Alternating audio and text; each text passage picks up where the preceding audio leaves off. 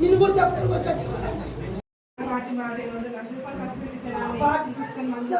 లక్ష రూపాయలు ఖర్చు పెట్టి మందు పెట్టాను. ఆ రోజు నుంచి ఈ రోజు దాకా మందే, ఈ రోజు దాకా తిన్నారు మందే. బిడ్డది పుట్టి రోజే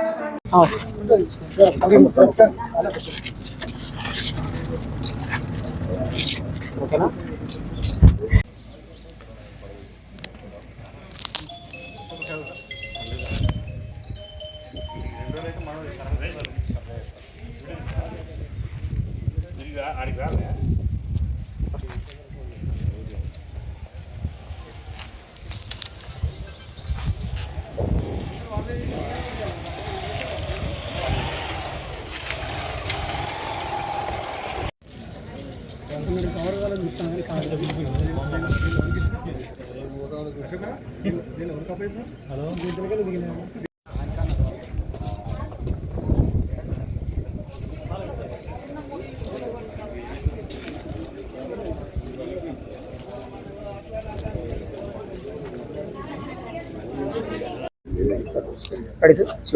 సూర్యాపేట జిల్లాలోని నూతన్కల్ పోలీస్ స్టేషన్ పరిధిలో మిర్యాల గ్రామంలో, మిర్యాల గ్రామానికి ఎప్పటి నుంచి ఒక పెద్దగా ఉన్న మెంచు చక్రయ్య గౌడ్ని 17వ తారీఖు సాయంత్రం అత్యంత పాశవికంగా సొంత బంధువులు కుటుంబ సభ్యులైన వారు విచక్షణ రహితంగా దాడి చేసి పాశవికంగా హత్య చేయడం జరిగింది. ఇప్పుడు వరకు 19 మంది మీద వాళ్ళు కేసు పెట్టడం జరిగింది. ముఖ్యంగా యాక్టివ్ రోల్ తీసుకున్న 3 అల్లుళ్ళు ఉప్పలయ్య, లింగయ్య, వెంకన్న, కనకటి, అట్లాగే నరేష్, శ్రావణ్తో పాటు చాలా యాక్టివ్గా ఉండి వీళ్ళ వెనకాల ఉండి ఒక పథకం ప్రకారం ఎంతో పేరు ప్రఖ్యాతులున్న ఈ చక్రయ్య గౌడ్ గారిని చంపడం పోలీస్ శాఖ చాలా సీరియస్గా తీసుకోవడం జరిగింది. ఇటు గవర్నమెంట్ కానీ, ఇటు డీజీ గారు కానీ, హైదరాబాద్ లెవెల్లో ఉన్న పోలీసు ఉన్నతాధికారులు అందరూ కూడా చాలా సీరియస్గా తీసుకుని ఈ యొక్క ఘటనకి ప్రత్యక్షంగా కానీ పరోక్షంగా కానీ ఎవరైతే దూరం నుంచి ఎవరైతే ప్లాన్ చేశారో వాళ్ళందరి మీద చాలా కఠినంగా మేము చర్యలు తీసుకుంటాం. చాలా త్వరితగతిన 1 or 2 డేస్లో ఇప్పటికే చాలామంది అనుమానితులు 9 మంది దాకా మేము అదుపులో తీసుకుని వాళ్ళందరినీ ఎగ్జామిన్ చేస్తున్నాం, ఇంట్రాగేట్ చేస్తున్నాం. దీని మీద 5 టీములు ఎస్పీ గారు ప్రత్యక్ష పర్యవేక్షణలో 5 టీములు నిరంతరం కృషి చేస్తున్నాయి. ఇమీడియట్గా వాళ్ళని పట్టుకోవడం ఒకటి, ఏ విధంగా వాళ్ళు ప్లాన్ చేశారు, ఏ విధంగా కుట్ర చేశారు, ఏ విధంగా చక్రయ్య గౌడ్ గారిని హతమార్చాలని ఎప్పటి నుంచి ప్లాన్ స్టార్ట్ అయింది, సో ఎట్లా అమలు చేశారనే దాని మీద పూర్తిగా ఇన్వెస్టిగేషన్ చేసి అత్యంత త్వరితగతిన షార్ట్ షీట్ వేయడంతో పాటు వీళ్ళకి శిక్ష పడేలా ప్రాసిక్యూషన్ తరఫున మేము అన్ని చర్యలు తీసుకుంటున్నాం. అదేవిధంగా ఈ యొక్క హత్యకు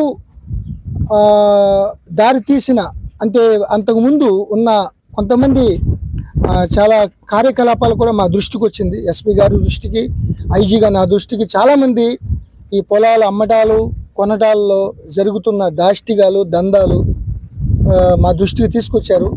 ఎక్కడా లేని విధంగా, తెలంగాణలో ఎక్కడా లేని విధంగా ఇప్పుడున్న ఈ యొక్క కంప్లైంట్లు వినడం జరిగింది. సో అవన్నీ కూడా 1 by 1 ఎంక్వైరీ చేసి దాంట్లో ఉన్న అందరికీ న్యాయం జరిగేటట్లు అవసరమైతే కలెక్టర్ గారితో మాట్లాడి చట్టపరంగా, న్యాయపరంగా ఎవరెవరికి ఏ విధంగా న్యాయం జరగాలో అన్నీ కూడా చేయడానికి పోలీస్ శాఖ కృషి చేస్తుంది.